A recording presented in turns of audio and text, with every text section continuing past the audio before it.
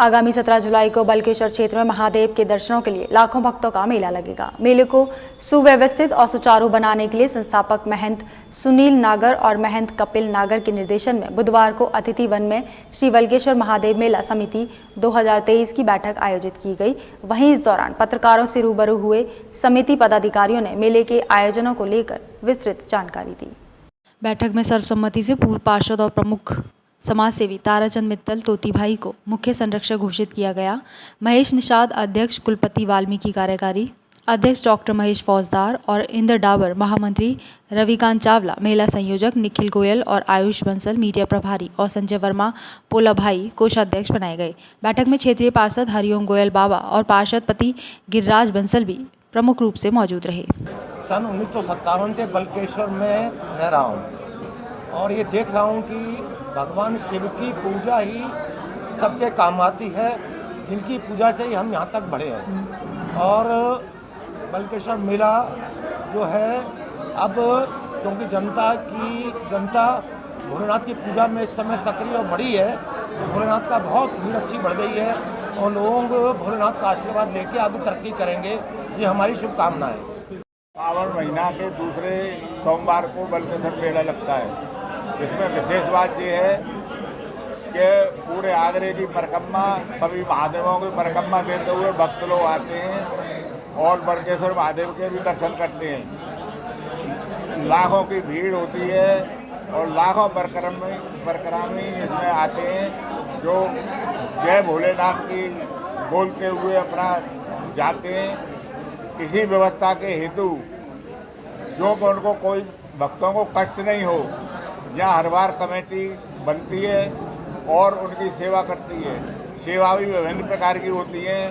धोआ पाया केंद्र लगाया जाता है कमेटी द्वारा, प्याऊ जल की व्यवस्था की जाती है, सफाइयों का कूड़ा बहुत फैलता है, इसकी सफाई व्यवस्था तुरंत की जाती है।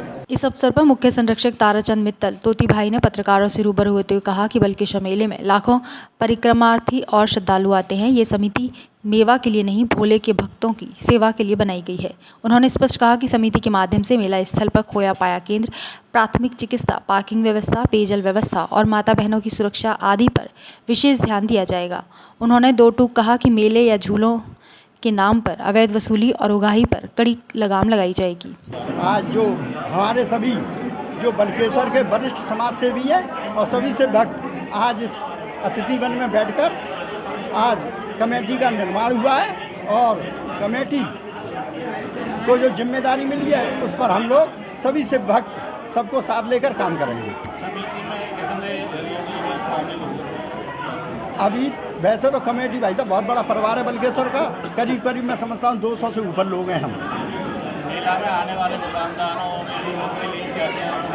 दुकानदार, झूला, स्टॉल, हम लोग सभी उनको मतलब जब जहाँ लगाएंगे उनको कहीं असुविधा ना हो, कहीं उनसे कोई भी विवाद ना हो, उसको हम लोग सभी साथ लेकर उसको भव्यता से उनकी सेवा करेंगे और जो भी परिक्रमार्थी आएंगे उन भक्तों की हम सेवा करेंगे। इसलिए ये बैठक का गठन हुआ है और इसी पर कार्य करेंगे।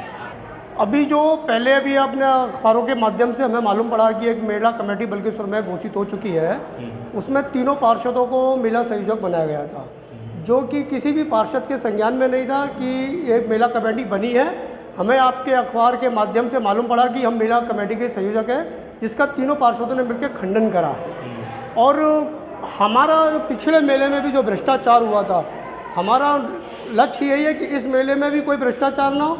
झूले की रेट 20 और 30 रुपये है लास्ट, जिससे गरीब लोगों का जो है लोगों का मेला होता है। जो गरीब लोग झूला झूलने आते हैं, 70-80 रुपये झूलों की रेट हुआ करते थे, जो गरीब लोगों के हद में नहीं था कि वो झूला झूल लेते।